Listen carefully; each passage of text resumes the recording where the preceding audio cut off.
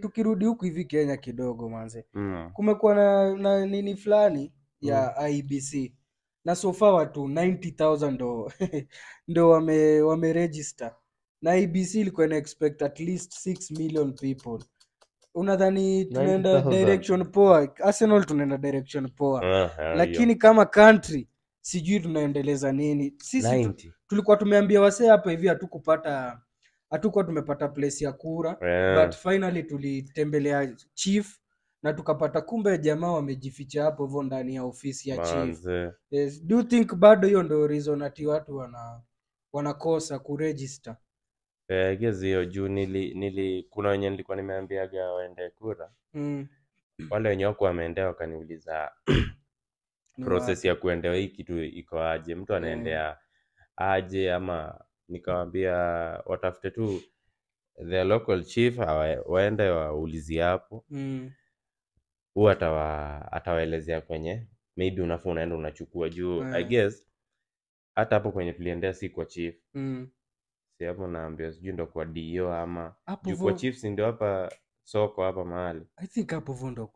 Yeah. Kwa chief ni hapo. So huko ni ofisi ya but imeandikwa chief's camp. Kweli? Kwa hiyo voters card. So tuliambiwa chief's camp hapo ndo tutavotia, so ni hapa. Tutakuja kupigia hapa kura. So hatuendi kuvotia huko hivyo. Na kutakuwa na space. Juu ni ukweli. The reason nakuuliza hii kitu ni sababu mavijana sasa wamekuanga wanajitokeza kusema nataka kuvie for this position. Na kuna wase wanajitokeza wasanii nini kama Octopizo. Octopizo alijitokeza akasema anataka kuvie for Kibra MP. MP wa Kibra ni huyu jamaa fulani, huyu alikuwa exposed na Larry Madowo. Huyo akasema peleka kwa Ruto huyo. So venye Octopizo alijitokeza kulikuwa na mixed reactions. Wase wengi sana walikuwa wanampiga vita. Before nikuulize, before tuende hapo hivyo kwa Octo, na nikuulize unafikiria nini kuhusu Octo. Kuna statement fulani nilisoma ikanifurahisha sana. It's disheartening how today many people who gain fame or wealth suddenly believe they are qualified to lead and rush to run for political seats. Some of these people can't even tell the first article of the constitution. Leadership has become more about popularity and personal gain than about service and understanding the real needs of the people. We once had leaders like the late David Muiraria, simjui poa, individuals of integrity, knowledge and genuine commitment to the nation.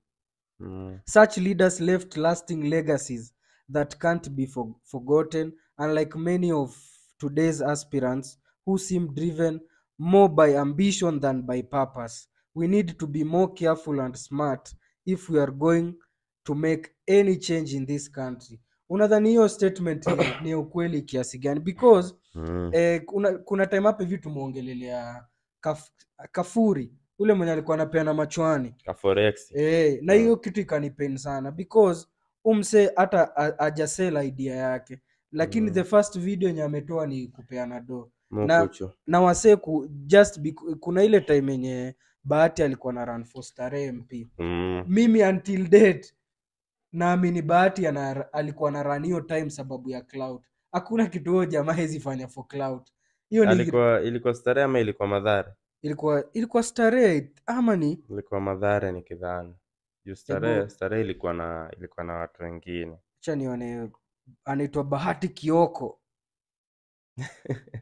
Bahati Kioko, but running for chatone alirun wapi? Mathare constituency. Uko right. Sorry, si Starehe. But nikiulizwa mimi naweza sema jamaa hakuna kitu hezi fanya for cloud. Unaona sometimes tunakoseanga. Alafu yeye pia alikuwa na feel ako popular. Unakumbuka ile time alikalia kiti ya prezo nini? Popularity yake ikaenda kuamba. So na feel statement ni so true. Na hii kitu inaenda up kucost wase wengi sana. Life yao in general tu, hata si ati kukufa ama nini. Because umeenda hapo vo una tick ballot sababu mimi najua huyo msee. Mimi najua Haujui hata idea moja yenye amekutolea. Na wewe unajua tu anaimbaga. Wewe unajua ni msanii. So uliona venye nani? Mwenye alikuwa MP wa Starehe, former Starehe Jagwa. Aliona mimi ni msanii. Ndio maana na confuse Starehe na Mathare. Na mimi ni msanii. Kingi hapa si watanipe kura, eventually akawai. Na imagine alikuwa na compete against Boniface Mwangi, si ndio? And na so much later wase wakaanza kukuja ku-complain venye sijui Jagwa hafanyi kazi. Na waliacha msee mpo mwenye anawaambia msee amefight for this country not more than once. Amekuwa in the front line akifight for a good Kenya, yani hivyo ndio naweza sema.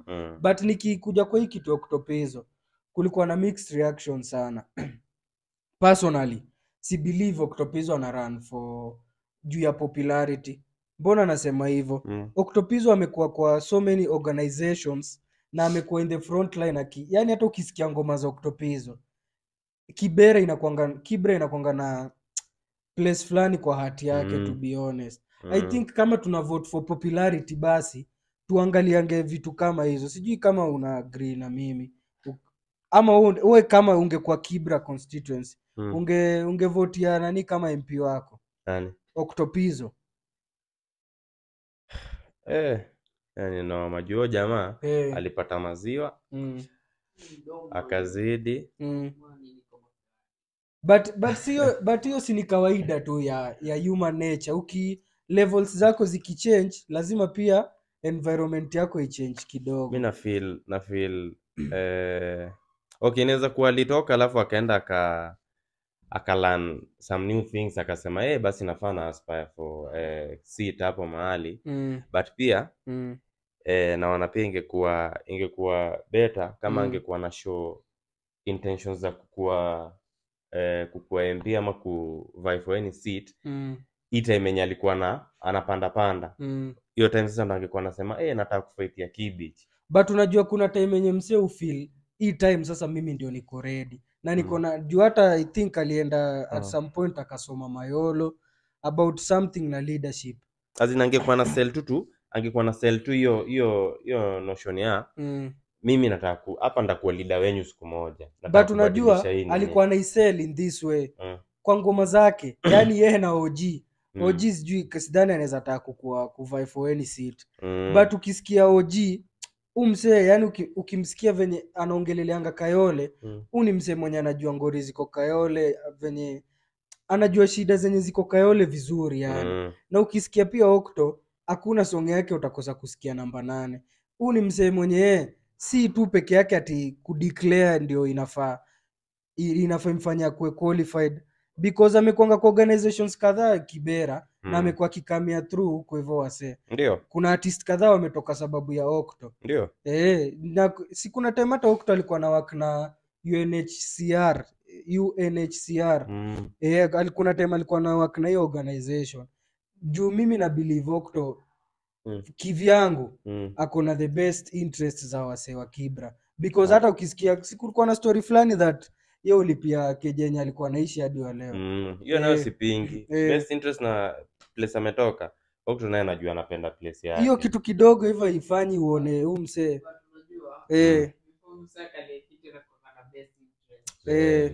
Ukishaingia pale kwa kiti ndio unajua nganyeo jamaa ana interest na sisi. But unajua ni nini? Huyu msee akujangi out time yenye election inakaribia. Yeye anakuanga consistent na hii kitu ya Kibra. Ni kitu yani anaipenda kabisa. Hata kama tunaweza sema anafanya chini ya maji amuoneshe vitu nyingi sana by the way. Hata ni mzee alienda Mayolo, si very easily angeamua acha mimi niishi huko bana. Mimi nitoka kwa hizo ngori, na si ati mimi nimewatch interviews za Octopizzo kutoka nikiwa primary pale inaitwaje kwa ma interviews tu, hata kwa The Trend nini nilikuwa ganaonanga venye anapenda kuongelea Kibera. Sometimes alikuwa anatag ma artist along, si lazima mse anaimba, hata wase tu anachora tu. Ukweli so unaona niko na artist hapa aoneshe mchoro yake unaona ni mse mwenye ako ready kuinua my youth. Ndio maana mimi na believe Octo yes ako popular but anaweza change. yeah, run juu ya popularity peke yake. Unajua kulingana na hiyo interview yako unaona wasi wako kwa industry creative amefanyia nini Mama Mboga? Ndio maana sasa nafikiria ameamua sasa nikiwa hii kwa hii space naweza fightia tu wase wa art peke yake. Unajua ndio field yake. Alafu hata si hivyo. Mimi najua kuna vitu amefanyia hao kina Mama Mboga zenye haezi reflect kwa watu waone. Unaona MP kwenye yako saizi kama. Acha niangalie. Wapi? Huko. Kibera. Kuna msee 2027 atamvotia. Hakuna. Kwanza kujua hii kitu yake ya Larry Madowo kwanza ilimpoteza. But kunao tu wale anauliza hata kama ni wase watatu ama iko. Kunao. Na mbona watamvotia? Sababu maybe amefanya kitu poa pia yeye. Hapana unafanya wase wawili watatu kitu poa. Usisahau hata huyu mwenye yako sidhani kama alivotiwa in. Think ni alireplace MP mwenye alikuwa hapo hivyo. Ule mwenye alikuwa anaitwa aje MP. Hebu acha nitafute. Kwanza acha tumalizane na Octopizzo alafu niende hapo. Kazi zenye Octopizzo amefanya Kibera. Youth empowerment through arts and culture. He founded the group Young Gifted and Black, YGB, a community-based organization in Kibera which works with young rappers, graffiti artists, dancers and creatives. Kenye nilikuwa nasema. Educational support and community giving. Back in 2013, hiyo ni lini? 2013 hata siangetaka angeanza kuvaa hiyo time.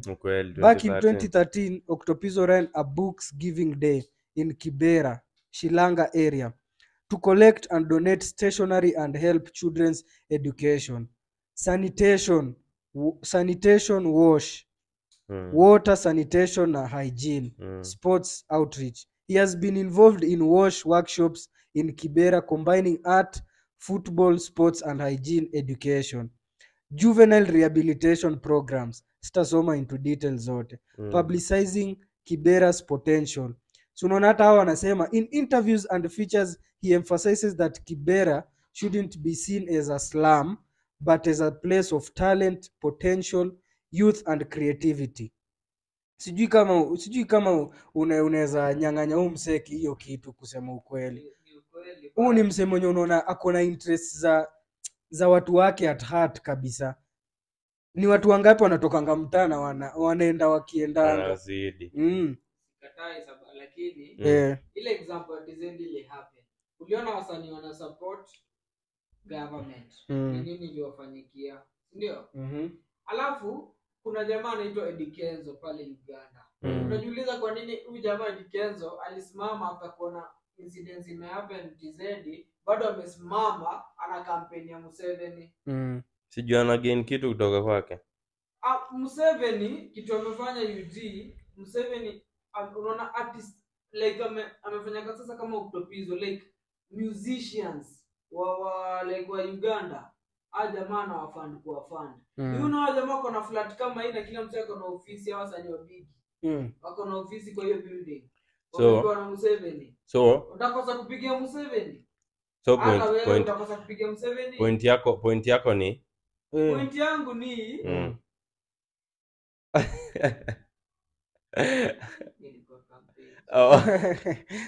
lakini ndo direct hapo vo amerusha tu point. But Kenya nasema mimi personally na so point yangu acha nikuulize maybe ndio tumalize point yako. Do you believe Octo ako ndio the right candidate Kibera? Asante give it a shot. Ni jamaa na wewe go all day. Because huyo jamaa ameokoa watu. Amefanya vitu zenye na nimekosea hapo hivyo nikaa nimedanganya. Huyo Peter Orero alivotiwa in 2022. Alikuwa anapigishana na Mariga hapo hivyo ndo nimeona. But to be honest mimi nikaulizwa between yeye the guy mwenye ameonekana akivunja rules kabisa. Unajua mimi hata nikiangalia mtu kama Octo, msee mwenye ameishi Mayolo, mimi na believe ni mtu mwenye ana respect law vizuri sana. Yaani hata tumwangalie tu na hiyo perspective. Kama hata hajafanya kitu kingine. Msee yote mwenye amekuwa exposed vizuri na kuna heart poa. Ukweli. Anajua venye law ikifuatwa country inaweza badilika iende in a very good direction. Alafu uzuri tena amesoma tena. Unajua pia unaweza ishi juu pia vile unajua law ndio the way pia utalan naweza tukaje hilo. Mbona muangalie hiyo? Unaweza iepaje? Like kuna vile but sasa unajua sasa Octopizzo akiwa peke yake haizi badilisha law. Yeye pale hivi yeye ajasoma law ati ajaona law vizuri atienda use it against the people. Yeye ni mtu mmoja tu. Mimi niko sure Octopizzo kama ameran for the good of the people. I hope mazee change families kadhaa huko akini. Yeah. Manze inaweza leta picha poa sana kwa artist sana. Because nilisikia mahali siji nilikuwa naochukua podcast gani walikuwa nasema venye artist wameharibia artist wenye wako kwa politics wameharibia artist wengine jina kabisa. Tuangalie kama Muhammad Ali, Jaguar, KJ, wase wote wenye walikuanga kwa industry wameharibia artist wengine jina kabisa. Nani eri hivyo Bahati yenyewe ni kama nilisikia kwa Cheesy podcast.